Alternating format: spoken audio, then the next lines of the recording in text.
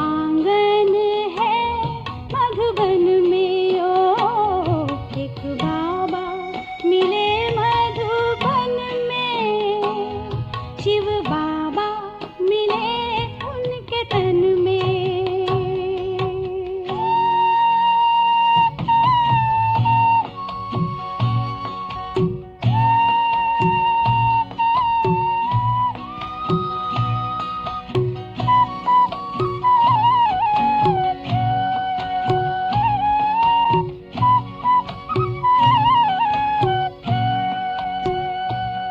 पहुँचे हम मधुबन तो देखा अनोखा चमन,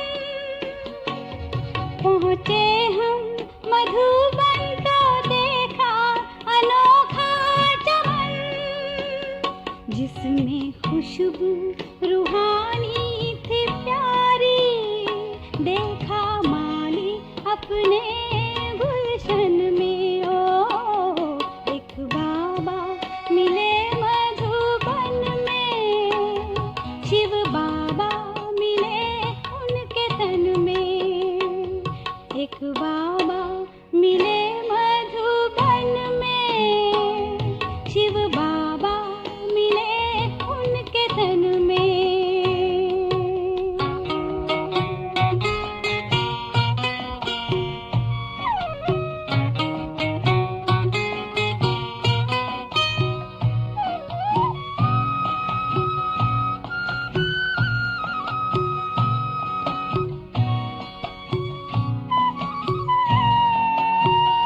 उनको देख के फिर याद आई पुरानी हमें, उनको देख के फिर याद आई पुरानी हमें, कल्प पहले वाले हैं ये बाबा, ये तो मिलते हैं हर संगम में, ओ एक बाबा मिले मधुबन में, शिव बाबा मिले उनके तन में, एक बाबा मिले मधुबन में, शिव बाबा मिले उनके तन में।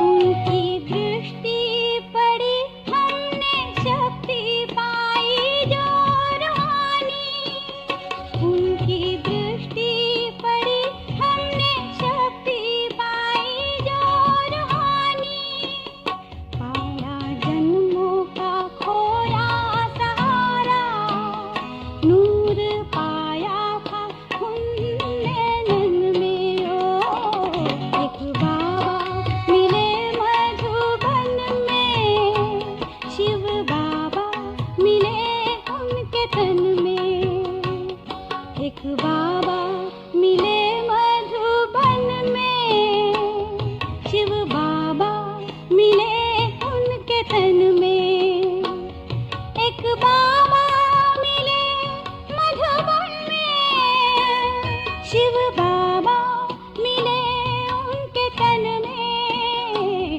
दोनों बाबा मिले एक आंगन में, वो आंगन है मधुबन में, ओ एक बाबा मिले मधुबन में, शिव बाबा मिले उनके तन में।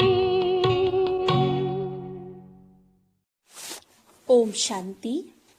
25 मई 2021 प्यारे बाप दादा के मधुर महावाक्य। मीठे बच्चे, इस ड्रामा के अंदर विनाश की भारी नूंद है।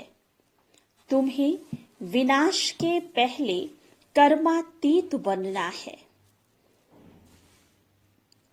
प्रश्न, बाप के किन शब्दों की कशिश सम्मुख में बहुत होती है?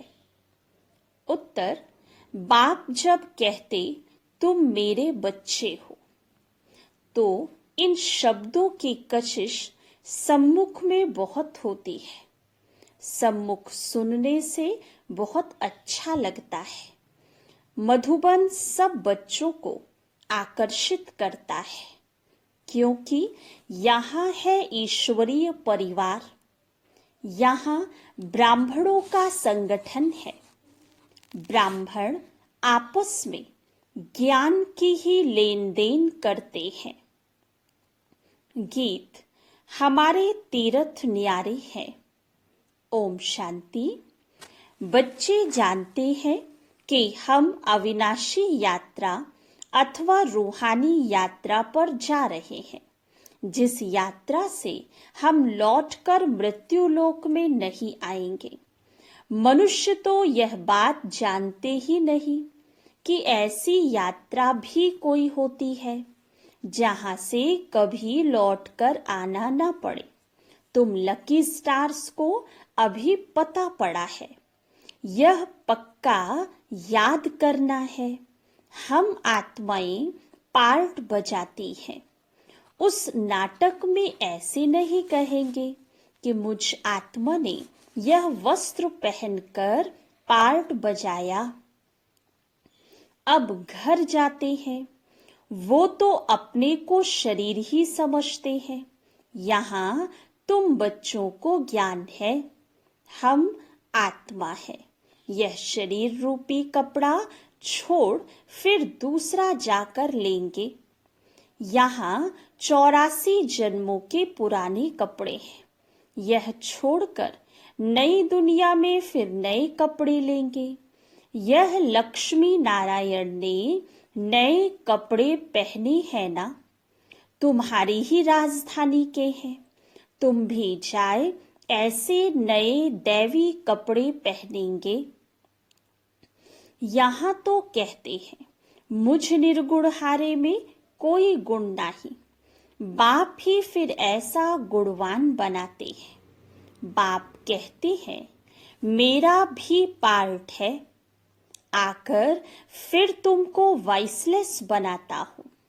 यहाँ है जीवन बंध धाम, रावण राज्य है।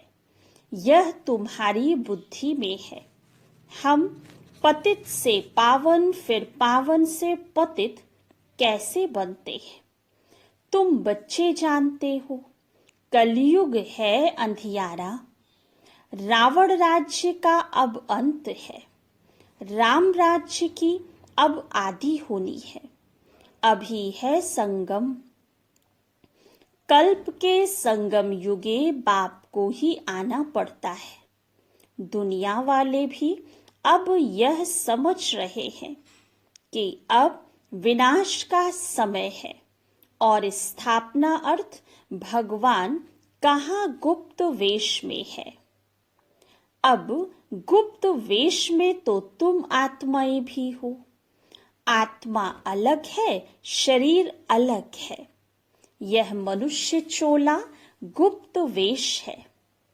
बाप को भी इसमें आना है। तुम्हारे शरीर पर नाम पड़ते हैं, उनको तो शरीर है नहीं। तुम भी आत्मा हो, वह भी आत्मा है। आत्मा का आत्मा के साथ अब मोह हुआ है। गाते भी हैं और संग तोड़ तुम संग जोड़ेंगे। जैसे आप मोह जीत हो वैसे हम भी बनेंगे। बाबा बहुत मोह जीत है। कितने ढेर बच्चे हैं जो कामचिता पर बैठ जल गए हैं। परम पिता परमात्मा आते ही हैं पुरानी दुनिया का विनाश कराने। फिर मोह कैसे होगा? पतितों का जब विनाश हो तब तो शांति का राज्य हो। इस समय सुख तो कोई को भी है नहीं। सभी तमो प्रधान दुखी बन गए हैं। यह है ही पतित दुनिया। शिव बाबा ही आकर स्वर्ग की स्थापना करते हैं, जिसका नाम शिवालय पड़ा है। शिव बाबा ने देवताओं की राजधानी स्थापन की, वह है चैतन्य शिवालय। और वह शिवालय जिसमें शिव का चित्र है, वो तो जड़ हो गया। अभी तुम समझ गए हो कि लक्ष्मी नारायण बरोबर स्वर्ग के मालिक थे, पूज्य थे, अब फिर पूज्य बन रहे हैं। तुमको अभी ज्ञान है। तुम लक्ष्मी नारायण के मंदिर में जाकर उनको माथा नहीं टेकेंगे। तुम तो उनकी राजधानी में चैतन्य में जाते हो। जानते हो, हम देवता थे, अब नहीं है। जो पास्ट होकर गए हैं उनके चित्र बनते हैं। लक्ष्मी नारायण के मंदिर सबसे जास्ती बिड़ला बनाते हैं, तो उनकी भी सर्विस करनी चाहिए। तुम जो यह लक्ष्मी नारायण के मंदिर बनाते हो, हम आपको इन्हों के 84 जन्मों की कहानी सुनाते हैं। युक्ति से यह सौगात देनी चाहिए। बाबा सर्विस की युक्तियां तो बताते हैं। माताएं जाकर बोलें, आप उनके मंदिर तो बनाते हो, परंतु उनकी जीवन कहानी को जानते नहीं हो। हम जानते हैं और समझा भी सकते हैं। समझाने वाली बड़ी रसीली चाहिए। बाप भी बैठ समझाते हैं ना। बाबा कहते, अगर छुट्टी नहीं मिलती है तो घर बैठे याद करो। यह तो जानते हो, हम शिव बाबा की संतान हैं। मुरली तो मिल जाती है। ऐसे नहीं कि यहाँ आने से याद की यात्रा अच्छी होगी। घर में बैठने से याद की यात्रा कम हो जाएगी। बादल आते हैं रिफ्रेश होने। तुम भी आते हो रिफ्रेश होने। बाबा पास सम्मुख जाए। आत्मा को ज्ञान है, सम्मुख सुनने से अच्छा लगता है। बात तो वही है। देखते हो शिव बाबा कैसे बैठ बच्चों को समझाते हैं। बच्चे तुम मेरे हो। तुमने 84 जन्मों का पार्ट बजाया है। तुम जन्म मरण में आते हो। मैं नहीं आता हूँ। मैं पुनर्जन्म नहीं लेता हूँ, अजन्मा भी नहीं हूँ। आता हूँ परंतु बूढ़े तन में प्रवेश करता हूँ। तुम आत्मा छोटे बच्चे के शरीर में प्रवेश करती हो। मैं परम धाम से आता हूँ, नीचे पार्ट बजाने। मैं विकारी के गर्भ में नहीं आता हूँ। मुझे कहते हो, त्वमेव माता शपिता त्वमेव। मेरा कोई माँ बाप हो न सके। मैं सिर्फ शरीर का आधार ले पार्ट बजाता हूँ। तुम मुझे बुलाते हो दुख हर कर सुख देने के लिए। अब सम्मुख आया हूँ, आत्माओं से बात कर रहे हैं। यहाँ तो सब ब्राह्मण ही हैं। तुम बाहर जाते हो तो हंस और बगुले हो जाते हो। यहाँ मधुबन में तुमको संग ही ब्राह्मणों का है। आपस में ज्ञान की चिटचैट ही करेंगे। हम अपनी राजधानी स्थापन कर रहे हैं। बाबा आया हुआ है। एक दो को यह युक्ति बाप को याद करने की बताते रहो। भोजन पर भी एक दो को इशारा देते रहो कि बाप को याद करो। बहुत बड़ा संगठन है ना। वहां तो विकारी साथ में रहते हैं तो उनकी कशिश होती है। यहाँ तो किसकी कशिश नहीं होती। वॉरियर्स के साथ रहते हैं। तुम्हारा कुटुंब यह है। बुद्धि में यही रहता है, जो कोई मिले उनको बाप का परिचय दे कि भगवान को याद करते रहो। दो बाप है ना, लौकिक बाप होते भी भगवान को याद करते हो ना, वो लौकिक फादर है। लौकिक फादर को गॉड फादर नहीं कहेंगे, यह है पारलौकिक बाप। जरूर गॉड फादर से वर्षा मिलता होगा। ऐसे ऐसे भू भू करते रहो। तुम ब्राह्मण हो ना, सन्यासी भी भू भू करते हैं ना। इस दुनिया का सुख काग विष्टा के समान है, कितना दुख है। वह तो है हठ योगी, निवृत्ति मार्ग वाले, उनका धर्म ही अलग है। तुम जानते हो सतयुग में हम कितना सुखी पवित्र रहते हैं। भारत प्रवृत्ति मार्ग था, देवी देवताओं का राज्य था। जो पवित्र थे वही पतित बने हैं। पुकारते भी रहते हैं, हे पतित पावन आओ, और फिर कह देते परमात्मा सर्वव्यापी है। हम जाकर ज्योति ज्योत समाएंगे। पुनर्जन्म को भी नहीं मानते हैं। अनेक मत है ना, दिन प्रतिदिन वृद्धि होती रहती है। यह भी बताना है कि सन्यासियों की वृद्धि कैसे होती है। नागों की भी वृद्धि होती है। जिसका जो धर्म है उसमें ही रहने से फिर अंतमति सो गति हो जाती है। जिसका जो जास्ती अभ्यास करते हैं, जैसे कोई शास्त्र आदि पढ़ते हैं तो अंतमति सो गति, फिर छोटेपन में ही शास्त्र कंठ हो जाते हैं। अभी बाप कहते हैं मैं फलाना हूँ, यह हूँ। यह सब देह अभिमान की बातें छोड़ दो। अपने को अशरीरी आत्मा समझो और बाप को याद करो। इस शरीर को देखते हुए भी नहीं देखो। देह सहित देह के जो संबंध आदि हैं सबको छोड़ो। अपने को आत्मा निश्चय करो, परमात्मा को याद करो। इसमें टाइम बहुत लगता है। माया याद करने नहीं देती है, नहीं तो वानप्रस्थी के लिए तो बहुत सहज है। बाप खुद कहते हैं अभी तुम छोटे बड़े सबके वानप्रस्थ अवस्था है। एक तरफ विनाश भी होता रहेगा, दूसरी तरफ जन्म भी लेते रहेंगे।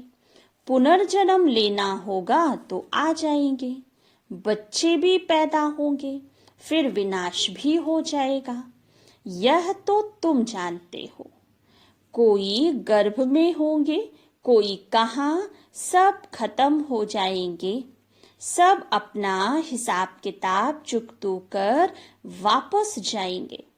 हिसाब किताब रहा हुआ होगा तो अच्छी रीति सजाई खानी पड़ेगी, फिर वह भी हल्का हो जाएगा। ऐसे नहीं कि योग में भी रहो और पाप भी करते रहो।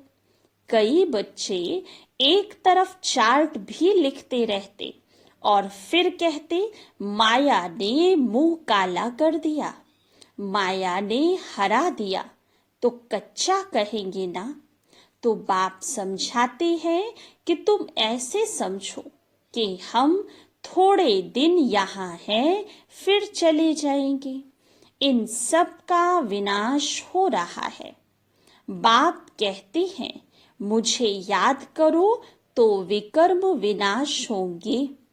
अपना चार्ट देखते रहो। हम कितनों को रास्ता बताते हैं और पुरुषार्थ कराते हैं।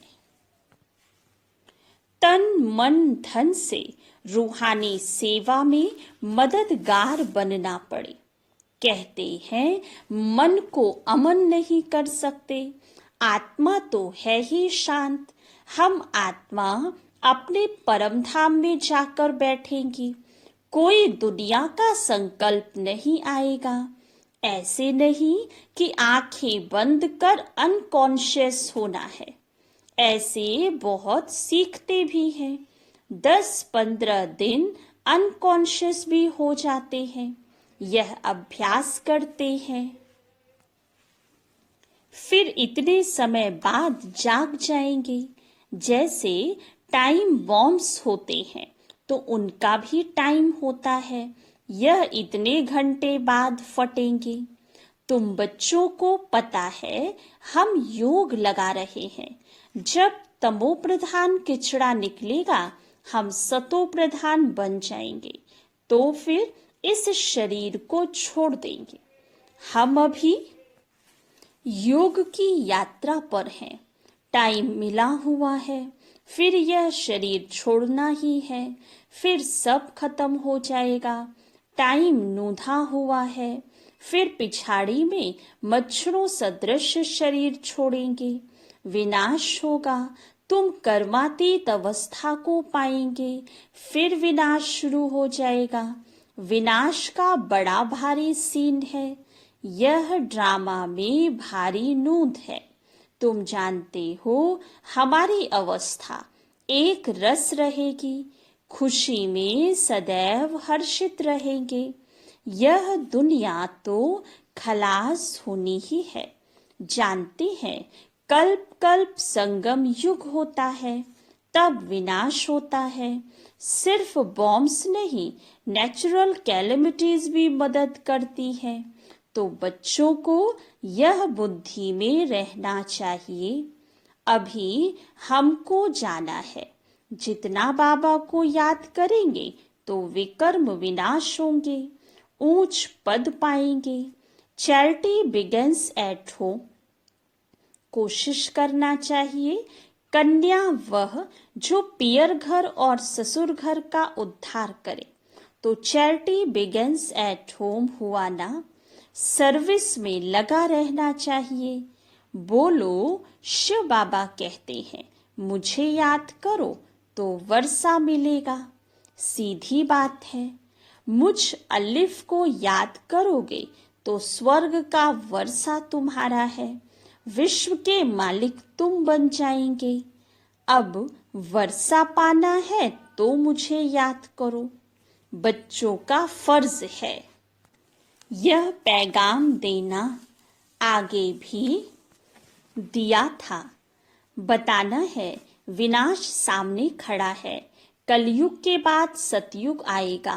बाप ही आकर वर्षा देते हैं। रावण नरकवासी बनाते हैं, बाप आकर स्वर्गवासी बनाते हैं। कहानी भारत की है। भारतवासियों को खड़ा करना है। पहले शिव के मंदिर में जाकर समझाना है। यह बाप नई सृष्टि रचने वाला है। कहते हैं मुझे याद करो तो तुम्हारे विकर्म विनाश हो। यह निराकार बाबा आए हुए हैं। ब्रह्मा द्वारा स्वर्ग की स्थापना कर रहे हैं। अब बाप और वर्षे को याद करो। 84 जन्म पूरे हुए हैं। अब हम आपको बताते हैं। अब मानो ना मानो तुम्हारी मर्जी। बातें तो बड़ी अच्छी हैं। बाप ही दुख हरता सुख करता है। थोड़ा ही समझाया जाता है। ये चला, ये है तुम्हारा धंधा। मेहनत तो कुछ है नहीं, सिर्फ मुख से बोलना है। बाप कहते हैं मुझे याद करो। देही अभिमानी बनो। शिव के पुजारियों पास जाओ, फिर लक्ष्मी नारायण के पुजारियों के पास जाओ। उन्हें उनकी जीवन कहानी सुनाओ। अच्छा, मीठे मीठे सिकी लधे बच्चों प्रति माता पिता बाप दादा का याद प्यार और गुड मॉर्निंग। रूहानी बाप की रूहानी बच्चों को नमस्ते। रूहानी बच्चों की रूहानी बाप दादा को याद प्यार गुड मॉर्निंग और नमस्ते। धारणा के लिए मुख्य सार। फर्स्ट पॉइंट, तन मन धन से रूहानी सेवा में मददगार बनना है। सबको अलिफ का परिचय दे वर्षे का अधिकारी बनाना है। विनाश के पहले कर्मातीत बनने के लिए बाप की याद में रहना है। सेकंड पॉइंट, बाप समान मोह जीत बनना है। आत्मा का आत्मा से जो मोह हो गया है उसे निकाल एक बाप से लगन लगानी है। वरदान, निराकारी स्थिति के अभ्यास द्वारा मैंपन को समाप्त करने वाले निरहंकारी भव। वर्तमान समय सबसे महीन और सुंदर धागा यह मैंपन है। यह मैं शब्द ही देह अभिमान से पार ले जाने वाला भी है तो देह अभिमान में लाने वाला भी है। जब मैंपन उल्टे रूप में आता है तो बाप का प्यारा बनाने के बजाय कोई न कोई आत्मा का नाम मान शान का प्यारा बना देता है। इस बंधन से मुक्त बनने के लिए निरंतर निराकारी स्थिति में स्थित होकर साकार में आओ। इस अभ्यास को नेचुरल नेचर बना दो तो निरहंकारी बन जाएंगे। स्लोगन, किसी की बुरी व अच्छी बात सुनकर संकल्प में भी घृणा भाव आना यह भी परमत है। अच्छा, ओम शांति।